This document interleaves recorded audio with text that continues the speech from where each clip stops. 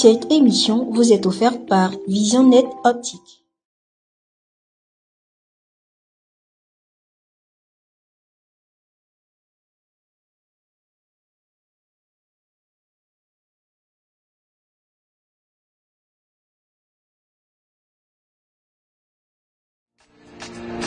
Bonsoir chers téléspectateurs, vous êtes à votre émission Conseil et Vie, l'émission qui apporte des astuces dans le quotidien pour aider un tant soit peu la jeunesse, un tant soit peu tout le monde en quelque sorte.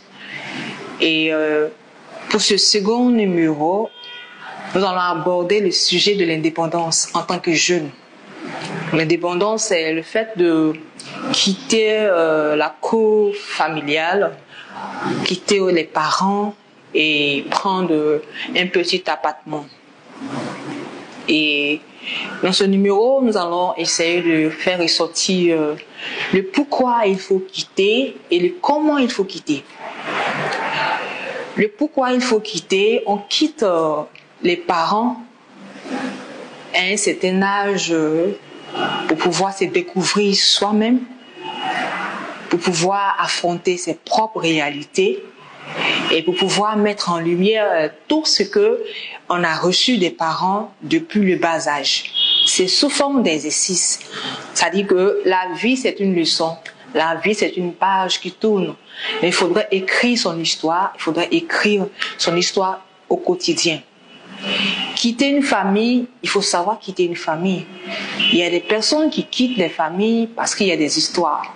On ne quitte pas une maison familiale parce qu'il y a des histoires. Parce qu'on va beau vouloir partir, nous avons toujours cette famille-là. Au dernier moment où ça ne va pas, la famille, c'est toujours la famille qui est là en premier lieu. Et comment partir? Avant de quitter une maison familiale, il faut s'assurer que on a déjà un mental d'acier. Il faut s'assurer que quoi qu'il arrive, quoi qu'il advienne, on pourra surmonter les réalités seul. Il faut faire tout un calcul. Maintenant, sur le plan économique, il faudrait quand même avoir un bon métier. C'est pas les métiers de on te prend aujourd'hui, on te laisse demain. Il faut avoir un métier, une activité qui te permet d'avoir de l'argent. Quand on te dit de prendre une maison, un appart, c'est pas forcément un montant élevé. Par exemple, si tu touches peut-être 100 000, tu peux prendre un entrée couché de 20 000. Vous voyez un peu? Et ça te permet d'économiser un tant soit peu. Ça te permet aussi de te sentir à l'aise. Parce qu'on quitte la maison pour se mettre à l'aise.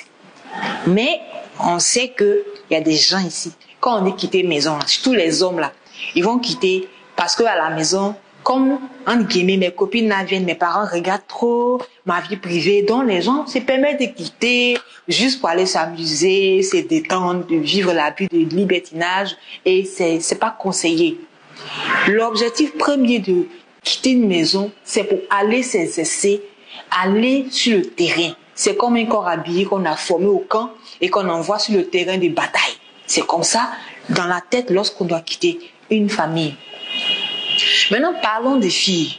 Les jeunes dames, les jeunes filles qui voudraient quitter une maison familiale. Je ne vous conseille pas de compter sur quelqu'un ou compter sur une relation pour quitter une maison familiale. Bien que la personne ait les bonnes intentions, à tout moment, ça peut chambouler.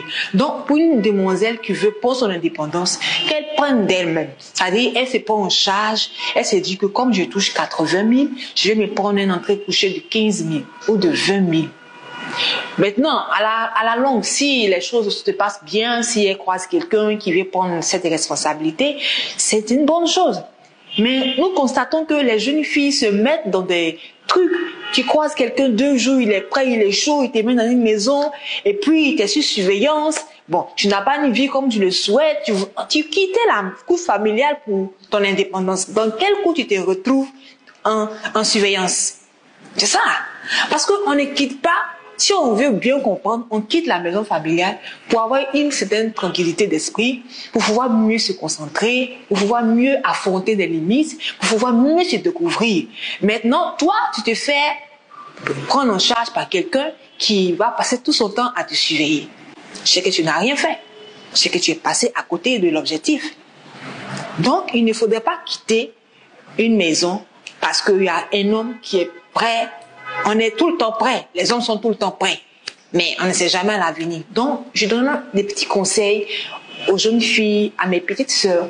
Quand tu veux prendre ton indépendance, prends-la entièrement et puis assume. Tu prends un petit appart qui te convient, mollo, mollo, tu jettes doucement, doucement, doucement. Tu croises quelqu'un, s'il est partant, ok, s'il s'en va, basta. Oui, un peu. Donc, ce sera idéal de quitter une maison dans de bonnes conditions. Et voilà. Donc, aussi, on quitte une maison, souvent quand on a un titre, tu peux avoir un titre de directeur, de responsable. Tu ne peux pas te retrouver encore en famille.